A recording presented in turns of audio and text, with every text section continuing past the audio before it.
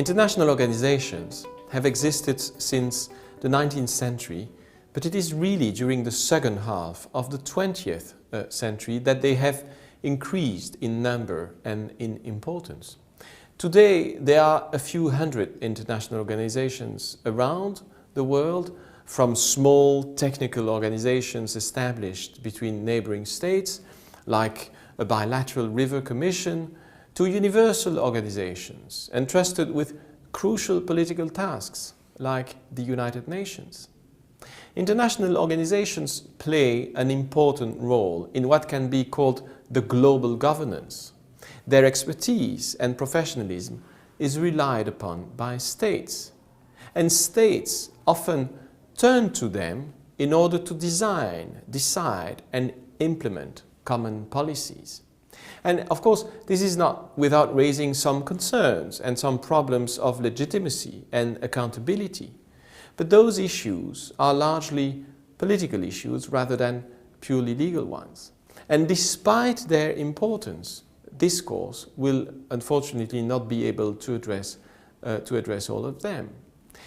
Despite their differences in composition, in size and in object and purpose, international organizations can be defined from a legal point of view as associations of states and or of other organizations, associations that are established between them to serve specific tasks and which are equipped for that purpose with permanent organs.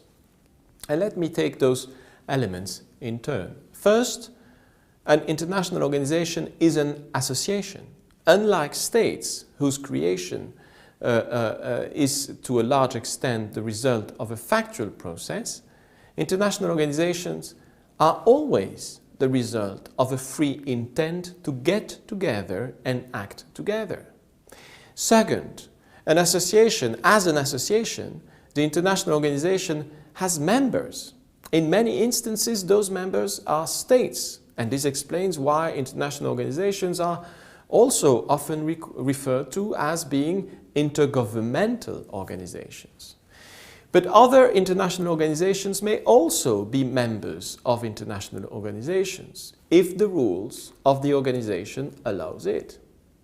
And for instance, while only states may be members of the United Nations, separate customs territory having full autonomy in the conduct of external commercial relations can also be members of the World Trade Organization.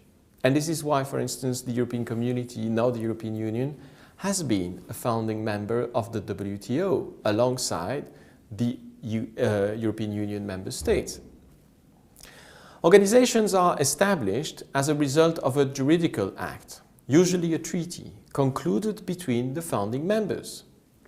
The organization is not party to the treaty under which it has been established, but such treaty will be the basic instrument of the organization. It will be binding upon the organization, and it will be like a constitution for the organization.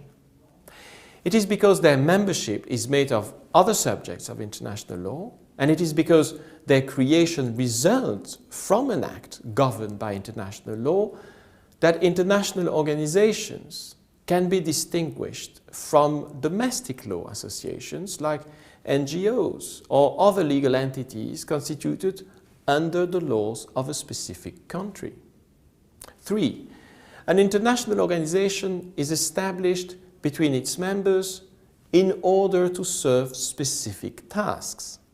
Organizations are based on functionalism. They are there to fulfill certain functions and are, for that matter, specialized. For instance, an international organization can be established in order to monitor and to protect migrating birds, or in order to design and coordinate the rules relating to civil aviation, or in order to regulate fisheries in certain oceans, or, as the International Criminal Court, to prosecute and to judge individuals accused of having committed grave international crimes. We'll revert to this element of functionalism and of speciality when addressing the personality and the powers of international organizations. Four, and lastly, international organizations are equipped with permanent organs. Those organs are usually a secretariat made of international civil servants and some governing body where the members of the organization are represented. And those organs are permanent. An international organization is not an ad hoc international conference set up for a certain purpose during a couple of weeks or months. The permanent character of the organs will make the organization an institution with its habits, its character, and its internal culture.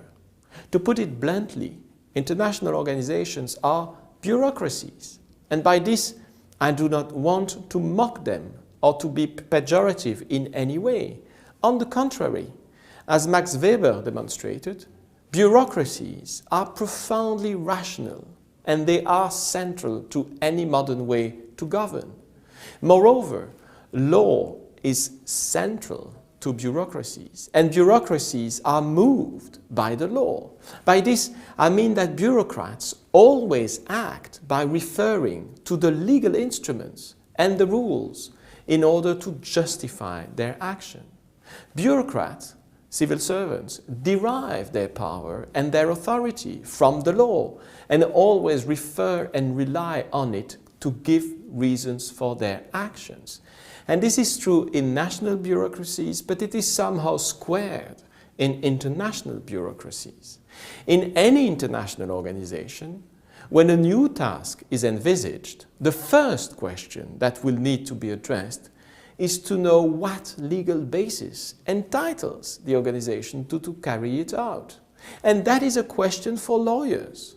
And as that question will always somehow refer to the international instrument under which the organization is established, which is an instrument governed by international law, that question will be a question of international law itself.